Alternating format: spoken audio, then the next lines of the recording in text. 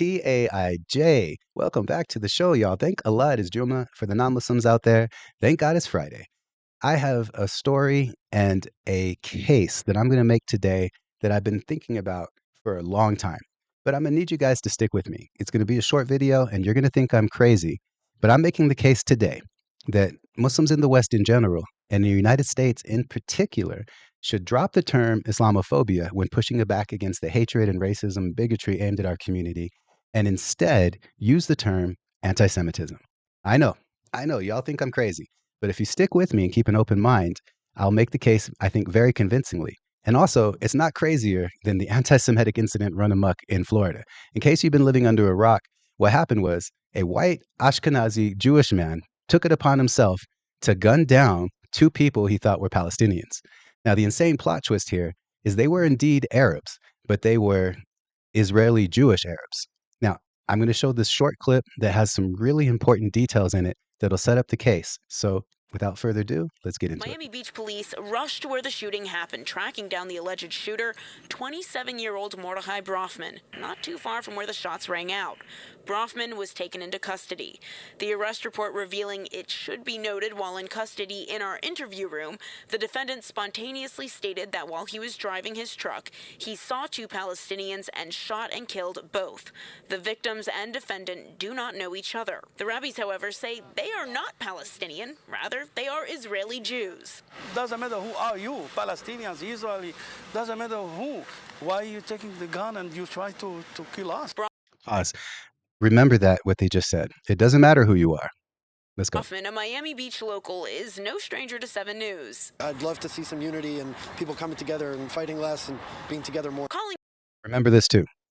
for unity after an Israeli flag was vandalized at a local bagel shop. Now he's facing 2 counts of attempted murder. Mr. Brofman, I'm asking that you remain silent and let me speak for you.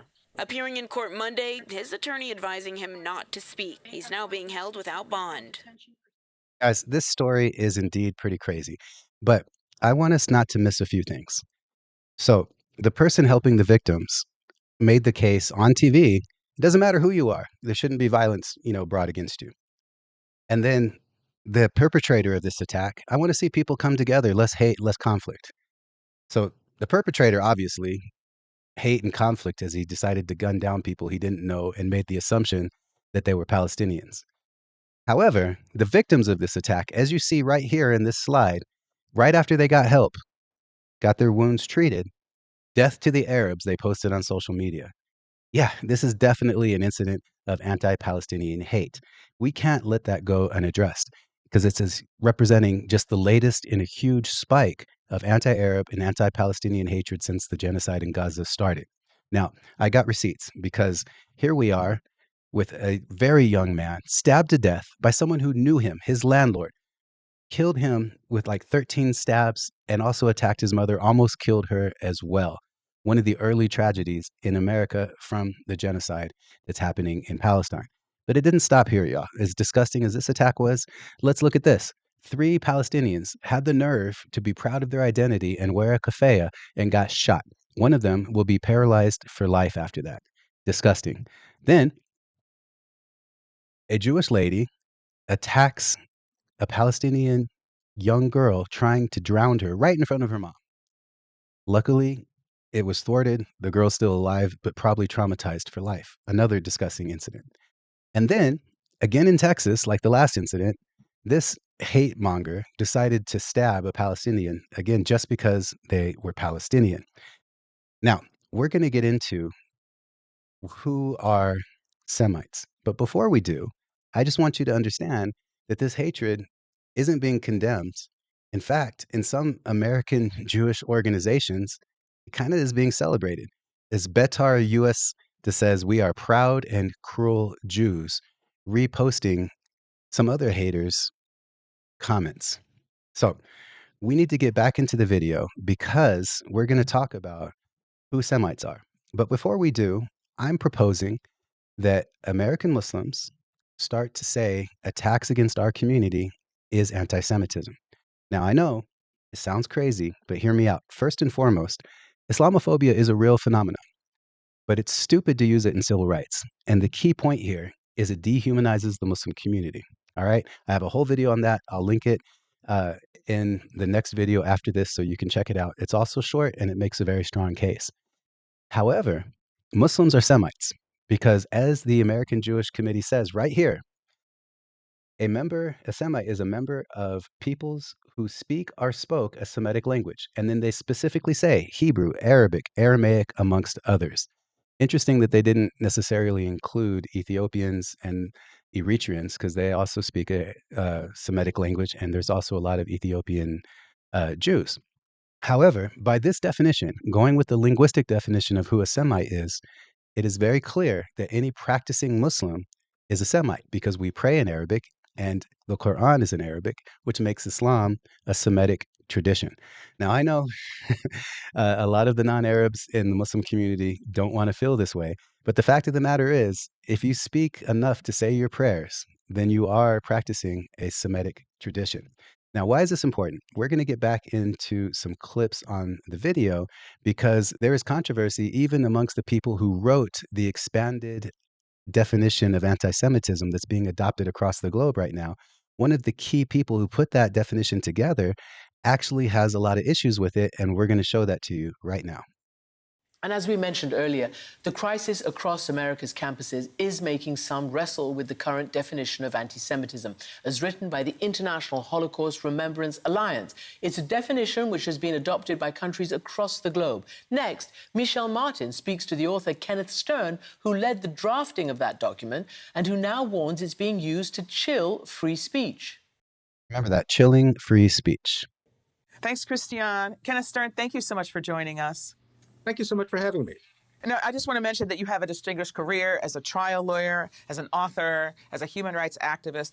But what I think a lot of people might know about you is that you were the lead drafter of the International Holocaust Remembrance Alliance working definition of anti-Semitism.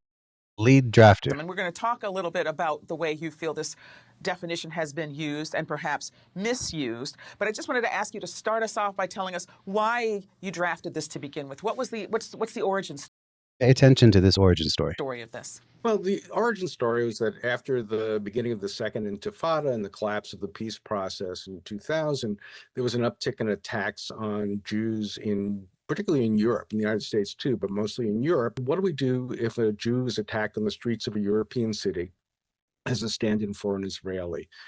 Pause. Now, this is so important because he said as a stand-in for an Israeli. So there's obviously a difference between a Jew who lives somewhere and a Jew who lives in Israel. That makes the Jew living in Israel an Israeli. But this kind of is an indication that the conflation of being a Zionist and being Jewish is actually something even the authors of this new definition are aware of. And they said if somebody had these stereotypes and applied them to Israelis and then reapplied them to Jews, that was anti-Semitism, but not if they were upset with Israeli policy. So that's also incredibly important. Not if they were upset with Israeli policy. Now, he actually makes a pretty good case here in just a moment on why it's still a hate crime. But I don't think he makes a strong case on why it's anti-Semitism. But let's hear him out. They said that's lamentable, but should not be counted.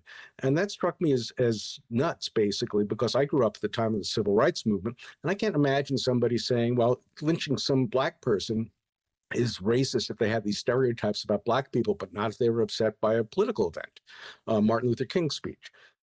Now, do you see what he did here? The issue that's important to me here is that he's conflating someone being upset about Israel's actions or Israeli policy with someone who is black attending a civil rights event in America for American policy. And as you'll see, that the Jewish community actually has multiple levels of how they define themselves. And in fact, more often than not, they don't include race. They do include ethnicity, they include religiosity, they include culture, they include a lot of things. I mean, you can be an atheist and still be considered a Jew by the Jewish community standards, but they're moving away from this idea of it being a race. And we'll bring a little bit more about that up in just a second. But I want to show you Jewish American voices who are very concerned about this new definition. So let's get back into the video right now. Anti-Semitism is on the rise today. It's real and it's a threat to Jewish communities. Fighting it is a must. Knowing what anti-Semitism is and how to identify it is important if we're going to fight it. But currently, there is an organized effort to conflate anti-Semitism with legitimate criticism of Israel. The International Holocaust Remembrance Alliance, or the IRA's definition, does just that. Pro-Israel lobby groups are pushing universities, governments, municipalities, and other organizations to adopt the IRA's definition. The IRA's definition could have disastrous consequences for anyone who stands for Palestinian human rights or anyone who cares about freedom of expression or academic freedom. Here are 4 reasons why you should oppose the IRA's definition of anti-Semitism. The IRA's definition of anti-Semitism has little to do with actual anti-Semitism. Its goal is to stifle legitimate criticism of Israeli state policy. Now, remember, in the previous clip, one of the lead authors of that definition literally pointed out that Jews were being targeted because of issues of Israel. So that shows you what she's about to say has a lot of weight to it. 7 out of the 11 examples of anti-Semitism listed in the IRA's definition specifically mention Israel. If the IRA is really about combating anti-Semitism, which is hatred against the Jewish people, why the disproportionate focus on Israel? Anti-Semitism is real and deadly. The IRA's definition is vague and confusing. Attacks against the Jewish people in North America are commonplace and often have tragic consequences. The IRA's definition of anti-Semitism fails to identify anti-Semitism as a form of prejudice, instead calling anti-Semitism a certain perception of Jews which may be expressed as hatred. What does that mean? To fight anti-Semitism, we need clear and strong tools. The IRA's definition is anything but that. The IRA's definition of anti-Semitism actually makes Jews and Palestinians more vulnerable. It makes Jews more vulnerable by conflating anti-Semitism with legitimate criticism of Israel. And it makes Palestinians more vulnerable by threatening their very legitimate fight for human rights. In the United States and in England, the IRA's definition is already being used to silence the Palestine Solidarity movement. In the US, President Trump signed an executive order adopting the IRA's definition into law. It could be used to withhold federal funds from universities where students and faculty are heavily involved in fighting for justice and peace in Palestine. It is essential to stop the weaponization of anti-Semitism and the repression of Palestine solidarity. We need to stop the IRA's definition from being implemented. But what can we do about it? IJV has our own better definition of anti-Semitism. We recognize where the real hate is coming from: fascists, the far right, and other hate mongers, not human rights activists. Plus, we clearly define anti-Semitism as a form of bigotry that's linked to other forms, like white supremacy and Islamophobia. This is so important because anyone who's paid attention will very clearly understand and know that the people who hate Muslims are the same people who hate Jews. It's white supremacists and neo-Nazis and other far-right extremists. So we have a common enemy. I can't underscore this point enough. Because anti-Semitism cannot be fought in isolation. We need to fight it together, because together we are stronger. Absolutely. And one way to push our communities together is to share tools. Fight anti-Semitism and white supremacy, not freedom of expression. No IRA.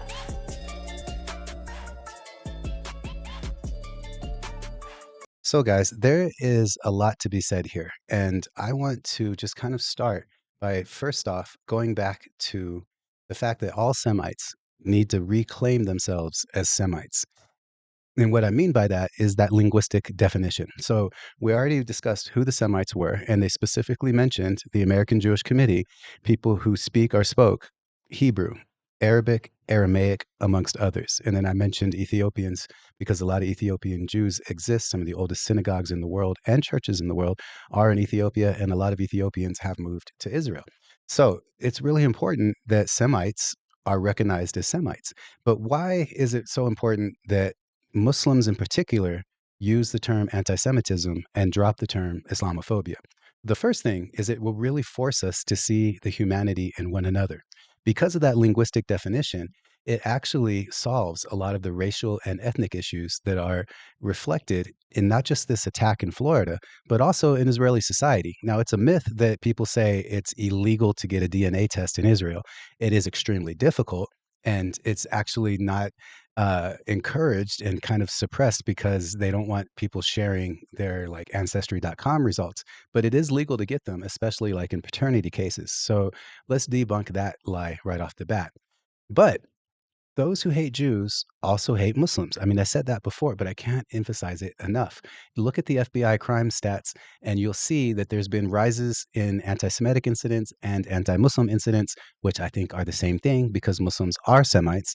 But at least a practicing Muslim who can say his prayers are Semites because they're saying it in Arabic.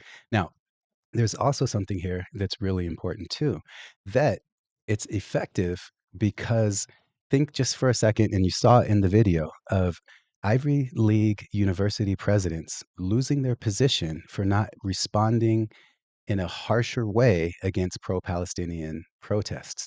So a lot of people are out there saying that the term anti-Semitism is losing all of its meaning over this conflation of Jews and Zionism and calling legitimate criticism of Israel anti-Semitic, just like you saw in the last video. However, there's no denying that the term is incredibly effective when it comes to law, state law, and in government. And then now, because of that, into enforcement of law. So the strategy here is the term Islamophobia has been devastatingly ineffective for a number of reasons. Chief amongst them is it helps dehumanize Muslims and puts Islam on focus rather than the people suffering from the bigotry and hatred. That's why I continue to say that Islamophobia is an academic term that should be relegated to academia for study and for legitimate hatred of the religion or fear of the religion, but that in civil rights and in pushing back against bigotry and educating people, because Muslims are Semites by the linguistic definition, we should adopt the term that is more effective. People lose their jobs. They have to, reevaluate themselves. They have to come out, apologize, examine their beliefs when they do crazy anti Semitic things. And that's actually what we would want for hatred against Muslims, because Muslims are not a monolith. Just like the Jewish community, Muslims are not a threat to people in America. American Muslims are double victims when terrorism happens because most often terrorists kill other Muslims. And then people are afraid of us because they think we support terrorism, even though we've condemned it so much so that it's undeniable to say that we don't.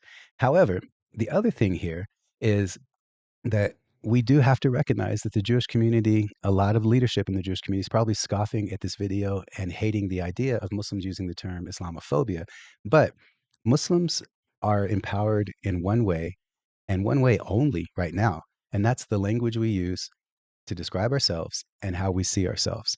So no one can tell us what language we use, no matter how much they like or dislike it. And that's so important because using the term Islamophobia actually reinforces the separation between Semites and actually allows divide and conquer to happen when people who hate both communities attack us. Not only that, though, and perhaps even more importantly, is it directly confronts the idea that one group's life is worth more than another group's lives. I mean, we saw this with the 30-to-1 hostage exchange, where basically Israelis are considered 30 lives more valuable than Palestinians because it takes 30 Palestinians for one Jewish life to come, or one Israeli life to be exchanged for the hostage exchanges both ways. But the other thing here is that it's very clear in the media, after study and breakdown of media coverage of the genocide in Gaza, that the emotive language is used when there are Israeli victims, and then very non-emotive and responsible language is used on Palestinian victims. The other thing here is that Jews have identity issues that are different than the identity issues within the Muslim community. For example, you cannot be an atheist and a Muslim at the same time. It just doesn't make any sense. It's not a thing. It's contradiction in terms. But because the Jewish community sees themselves as more than a religious group, they see themselves as an ethnic group, they see themselves as a cultural group, and they're like maintaining, for instance, affinity to their ancestry. Some people are atheists, but they'll still do Jewish practice just to kind of be inspired by the beauty in the practice, and also to maintain ties to their ancestry, while other people are full-fledged believing Jews. It's not for me to say what the Jewish community should accept and not accept for who their identity is.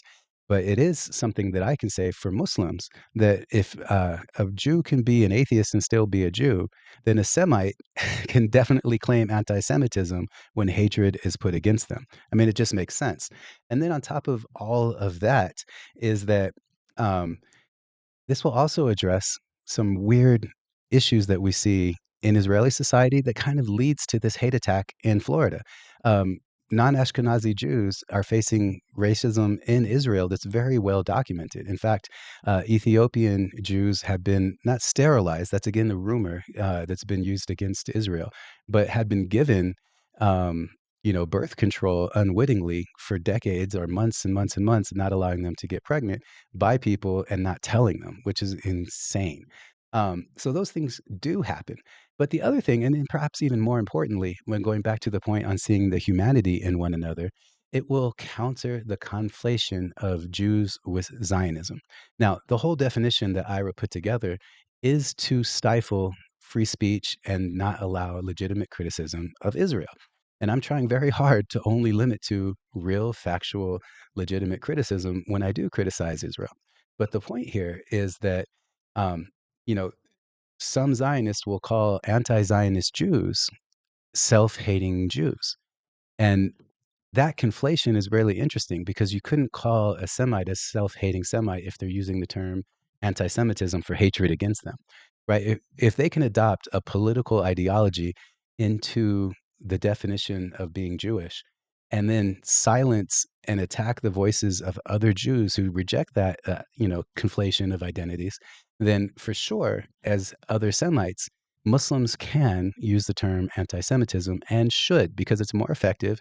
And then again, it forces us to see the humanity and the common ground amongst one another. Then um, we will revive the effectiveness of the term. Because right now, a lot of people will tell you, and it's been discussed openly in the media all over the place, that the advocates for the Jewish community are very concerned about everything being called anti Semitism and the term being watered down and its effectiveness uh, being limited and weakened. Now, I already showed that in legal circles or in the law and in drafting legislation, it's definitely effective.